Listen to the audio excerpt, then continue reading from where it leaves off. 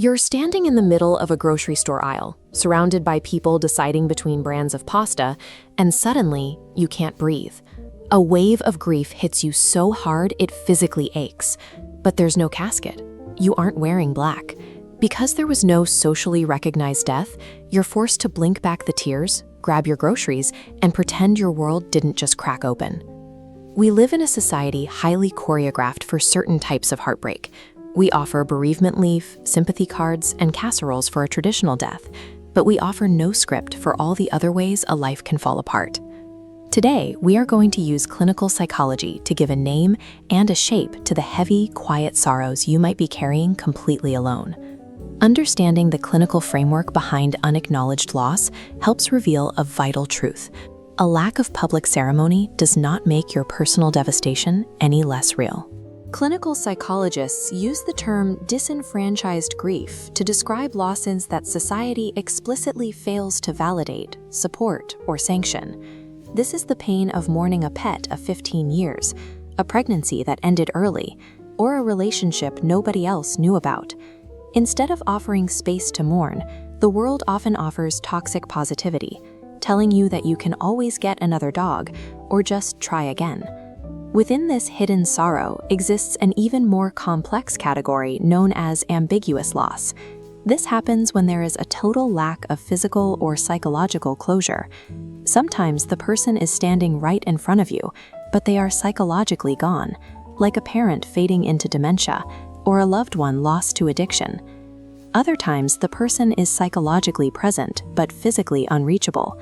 Families of deployed military personnel live in this state of agonizing uncertainty, tethered to someone who is physically absent but emotionally at the center of their home.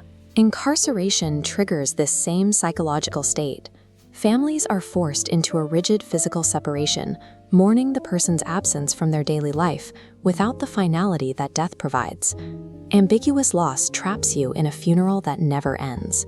Your brain cannot find closure because the person you are grieving is still breathing. Grief also warps the timeline of a loss. Anticipatory grief occurs when you start mourning before the actual event has even happened. If you have ever sat by a terminal loved one's bed, you know this feeling. You are wrestling with sorrow, fear, and guilt, grieving their departure while they are still here. Just as grief can arrive early, it also echoes long after a major life change, creating what psychologists call secondary loss. A primary event, like a messy divorce or severe injury, causes a cascade of other endings. You might lose your shared home, your entire friend group, or your financial stability. This creates a profound existential crisis. You are ultimately grieving a past version of yourself and the imagined future that has now been permanently erased. Every ending destroys a future timeline and a version of who you used to be, requiring a specific kind of mourning that our social scripts haven't been written to support. Even when a loss is recognized, our pain often outlasts the world's patience. Chronic grief is a prolonged, intense sorrow that ignores society's arbitrary timeline for when we should be moving on. It leaves you frozen at the moment of impact, isolated while the rest of the world casually resumes its routine.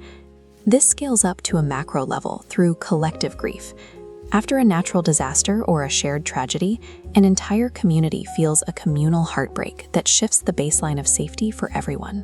Whether it is an internal battle or a communal wound, these variations prove that human sorrow cannot be forced to follow a neat, socially mandated clock. The absence of a societal permission slip, like a funeral or an obituary, does not make your love or your loss any smaller.